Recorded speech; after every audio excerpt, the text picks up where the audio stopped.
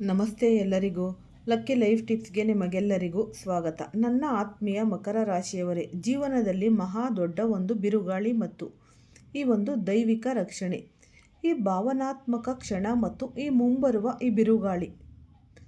ಇಂದು ನಾನು ನಿಮಗೆ ಹೇಳಲಿರುವ ವಿಷಯಗಳು ನಿಮ್ಮ ಜೀವನದ ದಿಕ್ಕನ್ನೇ ಬದಲಿಸಬಲ್ಲವು. ಮುಂಬರುವ ದಿನಗಳಲ್ಲಿ ನಿಮ್ಮ ಒಂದು ಕುಟುಂಬದ ಪ್ರತಿಯೊಬ್ಬ ಸದಸ್ಯರ ಕಣ್ಣುಗಳಿಂದ ಕಣ್ಣೀರು ಹನಿಗಳು ಮುತ್ತುಗಳಂತೆ ಉದುರಲಿವೆ. ಇದು ಕೇವಲ ದುಃಖದ ಕಣ್ಣೀರಲ್ಲ, ಬದಲಾಗಿ ನಿಮ್ಮ ಜೀವನದಲ್ಲಿ ಸಂಭವಿಸಲಿರುವ ಒಂದು ಮಹಾ ಬಿರುಗಾಳಿಯ ಮುನ್ಸೂಚನೆ. ಸಮುದ್ರದ ಅಲೆಗಳು ಹೇಗೆ ಎಲ್ಲವನ್ನ ತನ್ನೊಂದಿಗೆ ಕೊಚ್ಚಿಕೊಂಡು ಹೋಗುತ್ತವೆಯೋ ಹಾಗೆಯೇ ಈ ಬಿರುಗಾಳಿ ನಿಮ್ಮ ಅಸ್ತಿತ್ವವನ್ನೇ ಅಲುಗಾಡಿಸಲಿದೆ. ಈ ದೃಶ್ಯವು ಎಷ್ಟು ಭಾವುಕವಾಗಿರುತ್ತೆ ಎಂದರೆ ನೋಡುಗರು ಸ್ತಬ್ಧರಾಗುತ್ತಾರೆ. ಆದರೆ ಹೆದರಬೇಡಿ, ನಿಮ್ಮ ಸುತ್ತಲೂ ಒಂದು ಅದೃಶ್ಯ ಶಕ್ತಿಯು ಸದಾ ಕಾವಲು ಕಾಯುತ್ತಿದೆ. ನಿಮ್ಮ ಪ್ರತಿ ಉಸಿರಾಟದ ಮೇಲೆ ಅದು ನಿಗಾ ಇಟ್ಟಿದೆ. ಈ ಕ್ಷಣದಲ್ಲಿ ನೀವು ಈ ಶಕ್ತಿಯನ್ನು ಗುರುತಿಸದಿದ್ದರೆ ಜೀವನವಿಡೀ ಪಶ್ಚಾತ್ತಾಪ ಪಡಬೇಕಾಗಬಹುದು. ನಾನು ಈ ಸಮಯದಲ್ಲಿ ಆ ದೈವಿಕ ಶಕ್ತಿಯನ್ನು ಏಕೆ ನಂಬಲಿಲ್ಲ ಎಂಬ ಪ್ರಶ್ನೆ ನಿಮ್ಮನ್ನು ಕಾಡಬಹುದು. ಇದು ಯಾವುದೇ ಸಾಮಾನ್ಯ ಶಕ್ತಿಯಲ್ಲ, ಬ್ರಹ್ಮಾಂಡದ ಆಳದಿಂದ ಬಂದಿರುವ ಮಹಾನ್ ದೈವಿಕ ಶಕ್ತಿ. ಇದು ನಿಮ್ಮ ಭಕ್ತಿ ಮತ್ತು ತಾಳ್ಮೆಗೆ ಮೆಚ್ಚಿ ಇಂದು ನಿಮ್ಮ ಮೇಲೆ ಪ್ರಸನ್ನವಾಗಿದೆ. ಒಬ್ಬ ದೇವತೆ ತನ್ನ ವಿಶೇಷ ಕೃಪೆಯನ್ನು ನಿಮ್ಮ ಮೇಲೆ ಸುರಿಸುತ್ತಿರುವಂತೆ ಈ ಅನುಭವವಾಗಲಿದೆ. ಈ ಆಶೀರ್ವಾದವು ಒಂದು ಅಮರ ಛತ್ರಿಯಂತೆ ನಿಮ್ಮನ್ನು ಎಲ್ಲ ವಿಪತ್ತುಗಳಿಂದ ರಕ್ಷಿಸುತ್ತಿದೆ. ಆದರೆ ನೆನಪಿರಲಿ, ನಾನು ನೀಡುತ್ತಿರುವ ಈ ಎಚ್ಚರಿಕೆಯನ್ನು ಹಗುರವಾಗಿ ತೆಗೆದುಕೊಳ್ಬೇಡಿ. ಒಂದು ವೇಳೆ ನೀವು ಇದನ್ನು ನಿರ್ಲಕ್ಷಿಸಿದರೆ ನಿಮ್ಮ ಜೀವನವನ್ನೇ ನಾಶ ಮಾಡಬಲ್ಲ ಒಂದು ಭಯಾನಕ ಘಟನೆ ಸಂಭವಿಸಬಹುದು. ಪ್ರಳಯವು ಹೇಗೆ ಸರ್ವಸ್ವವನ್ನು ಅಂತ್ಯಗೊಳಿಸುತ್ತದೆಯೋ ಅಂತಹ ಒಂದು ಬದಲಾವಣೆ ಇಲ್ಲಿ ಕಾದಿದೆ. ಆದರೆ ಈ ಶಕ್ತಿಯು ನಿಮ್ಮ ಮೇಲೆ ಎಷ್ಟು ದೊಡ್ಡ ಚಮತ್ಕಾರವನ್ನು ಮಾಡಿದೆ ಎಂದರೆ ಅದನ್ನು ಕೇಳಿದರೆ ನಿಮ್ಮ ಕಣ್ಣುಗಳು ಅಚ್ಚರಿಯಿಂದ ಅರಳುತ್ತೆ, ನಿಮ್ಮ ಬುದ್ಧಿ ಭ್ರಮಿತವಾಗುತ್ತೆ. ನಿಮ್ಮ ಜೀವನವನ್ನು ಸಂಪೂರ್ಣವಾಗಿ ಬದಲಾಯಿಸುವ ಸಾಮರ್ಥ್ಯ ಈ ಶಕ್ತಿಗೆ ಇದೆ. ನಿಮ್ಮ ಮನೆಯ ಬಾಗಿಲಲ್ಲಿ ನಿಧಿ ಬಂದು ಬಡಿದಂತೆ ಇದು ನಿಮಗೆ ಅಪಾರವಾದ ಧನ, ಧಾನ್ಯ ಮತ್ತು ಸಮೃದ್ಧಿಯನ್ನು ನೀಡಲು ಸಿದ್ಧವಾಗಿದೆ. ಈ ಶಕ್ತಿಯ ಹಿಂದೆಯೂ ನಿಮ್ಮನ್ನು ಎಂತಹ ಕಠಿಣ ಪರಿಸ್ಥಿತಿಗಳಿಂದ ಹೊರತಂದಿದೆ ಎಂದರೆ ನೀವು ಅದರಲ್ಲಿ ಮುಳುಗಿ ಹೋಗಬೇಕಿತ್ತು. ಆಶ್ಚರ್ಯದ ಸಂಗಾತಿ ಎಂದರೆ ಈ ಶಕ್ತಿಯು ಬೇರೆಲ್ಲೂ ಇಲ್ಲ, ಅದು ನಿಮ್ಮ ಮನೆಯಲ್ಲೇ ವಾಸಿಸುತ್ತಿದೆ. ನಿಮ್ಮ ಕುಟುಂಬದ ಪ್ರತಿ ಮೂಲೆಯಲ್ಲೂ ಅದು ಸದಾ ಇದ್ದು ನಿಮ್ಮನ್ನು ಶತ್ರುಗಳ ಕುತಂತ್ರಗಳಿಂದ ರಕ್ಷಿಸುತ್ತಿದೆ. ನಿಮ್ಮ ಶತ್ರುಗಳು ಅತ್ಯಂತ ಚಾಲಾಕಿಯಾಗಿದ್ದಾರೆ. ಅವರು ನಿಮ್ಮನ್ನು ಹಾಳು ಮಾಡಲು ರಹಸ್ಯವಾಗಿ ಸಂಚು ರೂಪಿಸುತ್ತಿದ್ದಾರೆ. ಆದರೆ ಈ ಶಕ್ತಿಯು ಅವರ ಪ್ರತಿ ನಡೆಯಲು ವಿಫಲಗೊಳಿಸುತ್ತಿದೆ. ಇಂದಿಗೆ ಸರಿಯಾಗಿ 3 ವರ್ಷಗಳ ಹಿಂದೆ ನಿಮ್ಮ ಜೀವನದಲ್ಲಿ ಬಂದಿದ್ದ ಆ ಭಯಾನಕ ಸಂಕಷ್ಟವನ್ನು ಒಮ್ಮೆ ನೆನಪಿಸಿಕೊಳ್ಳಿ. ಆ ಸಮಯದಲ್ಲಿ ನೀವು ಒಂದು ಬಲೆಯಲ್ಲಿ ಸಿಕ್ಕಿಬಿದ್ದಂತೆ ಕಂಗೆಟ್ಟಿದ್ದೀರಿ. ಬಹುಶಃ ಈಗ ಆ ನೆನಪುಗಳು ಮುಸುಕಾಗಿರಬಹುದು, ಆದರೆ ನಿಮ್ಮ ಜನ್ಮ ಕುಂಡಲಿಯಲ್ಲಿ ಮತ್ತು ವಿಧಿಯ ಬರಹದಲ್ಲಿ ಅದು ಸ್ಪಷ್ಟವಾಗಿ ದಾಖಲಾಗಿದೆ. ಆ ಸಮಯದಲ್ಲಿ ನಿಮ್ಮನ್ನು ಮೃತ್ಯುವಿನ ದವಡೆಯಿಂದ ಎಳೆದು ತಂದಿದ್ದೇ ಈ ಶಕ್ತಿ. ಇದು ನಿಮ್ಮ ಅತ್ಯಾಪ್ತ ಸ್ನೇಹಿತನಂತೆ ನಿಮಗೆ ಜೊತೆಗಿದೆ. ಶತ್ರುಗಳಿಗೆ ಪಾಠ ಕಲಿಸಿ ಅವರ ಅಹಂಕಾರವನ್ನು ಮಣ್ಣು ಪಾಲಾಗಿಸಿದೆ. ಆದರೆ ದುರಂತವೆಂದರೆ ಇನ್ನೂ ನೀವು ಈ ಶಕ್ತಿಯನ್ನು ಗುರುತಿಸಿಲ್ಲ. ಈ ಶಕ್ತಿಗೆ ಕೃತಜ್ಞತೆ ಸಲ್ಲಿಸುವುದು ನಿಮ್ಮ ಮೊದಲ ಕರ್ತವ್ಯವಾಗಿದೆ.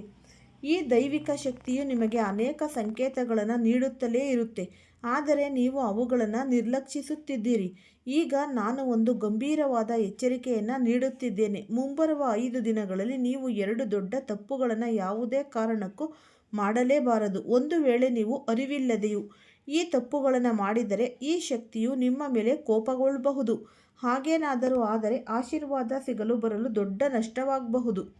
ಇದು ಸುಳ್ಳಲ್ಲ, ಇದು ನಿಮ್ಮ ಜೀವನದ ಅತ್ಯಂತ ಗಂಭೀರವಾದ ಸಮಯ. ನಿಮ್ಮ ಭಕ್ತಿ ಮತ್ತು ಪ್ರಾಮಾಣಿಕತೆಯನ್ನು ಈ ಶಕ್ತಿಯು ಈಗ ಪರೀಕ್ಷಿಸುತ್ತಿದೆ.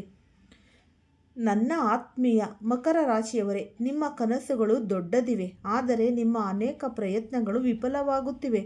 ಇದಕ್ಕೆ ಕಾರಣ ನೀವು ಕೆಲವು ನಿಯಮಗಳನ್ನು ಪಾಲಿಸುತ್ತಿಲ್ಲದಿರುವುದು.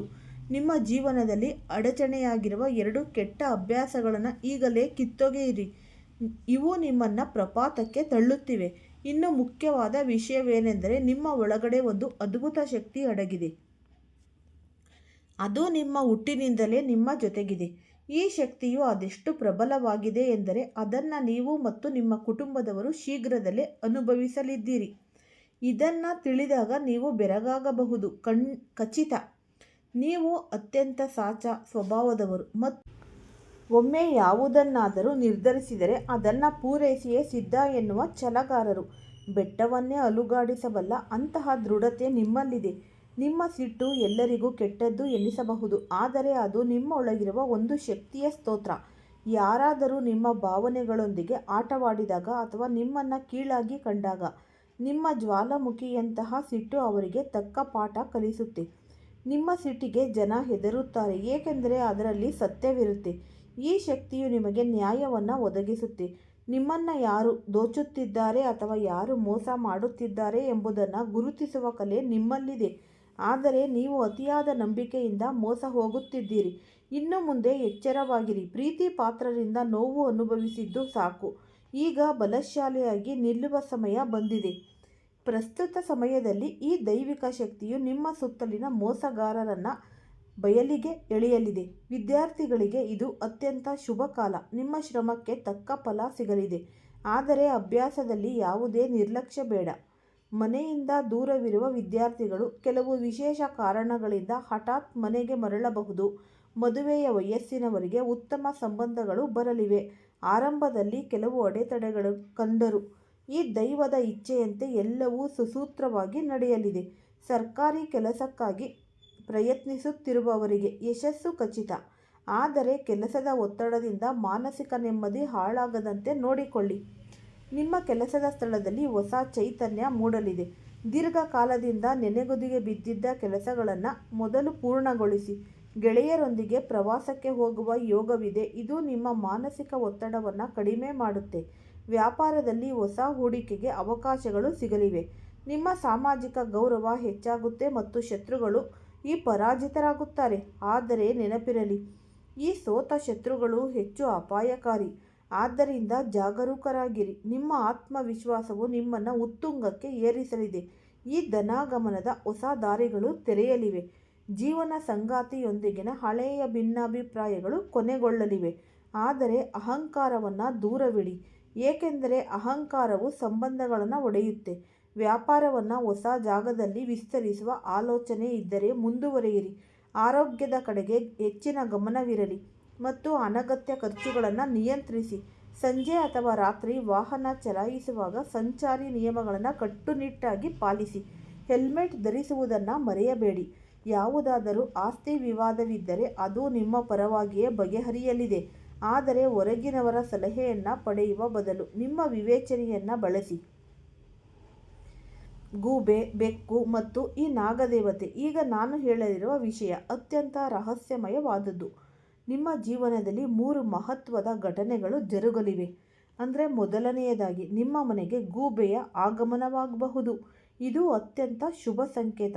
ಎರಡನೆಯದಾಗಿ ಬೆಕ್ಕಿನ ಓಡಾಟವು ಜೀವನದ ಬದಲಾವಣೆಯನ್ನು ಸೂಚಿಸುತ್ತೆ.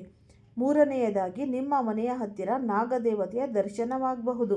ಈ ನಾಗದೇವತೆಯು ನಿಮ್ಮ ರಕ್ಷಣೆಯ ಭರವಸೆಯನ್ನು ನೀಡಲು ಬಂದಿದ್ದಾರೆ ಎಂದರ್ಥ. ಇವು ಸಾಕ್ಷಾತ್ ಮಹಾಲಕ್ಷ್ಮಿಯ ಆಗಮನದ ಮುನ್ಸೂಚನೆಗಳು. ಇವುಗಳನ್ನು ಕಂಡಾಗ ಹೆದರಬೇಡಿ ಅಥವಾ ಅವುಗಳಿಗೆ ತೊಂದರೆ ನೀಡಬೇಡಿ. ಬದಲಾಗಿ ಭಕ್ತಿಯಿಂದ ನಮಿಸಿ. ಇದು ನಿಮ್ಮ ಮನೆಯಲ್ಲಿನ ಆರ್ಥಿಕ ಮುಗ್ಗಟ್ಟನ್ನು ನೀಗಿಸಿ ಸಮೃದ್ಧಿಯನ್ನು ತರಲಿದೆ. ಮುಂಬರುವ ಈ ಹೋಲಿ ಹಬ್ಬವು ನಿಮ್ಮ ಪಾಲಿಗೆ ಹೊಸ ಆರಂಭದ ಸಂಕೇತವಾಗಿದೆ. 2026ರ ಮಾರ್ಚ್ 4ರಂದು ಬರುವ ಈ ಹಬ್ಬವು ನಿಮ್ಮ ಜೀವನದ ಎಲ್ಲ ಕತ್ತಲೆಯನ್ನು ಹೋಗಲಾಡಿಸಲಿದೆ. ಈ ಹೋಲಿಕಾ ದಹನದಂತೆ ನಿಮ್ಮ ಜೀವನದ ಈ ಕಳೆದ 12 ವರ್ಷಗಳ ಎಲ್ಲ ನಕಾರಾತ್ಮಕತೆ ಮತ್ತು ಪಾಪಗಳು ಸುಟ್ಟು ಬೂದಿಯಾಗಲಿವೆ.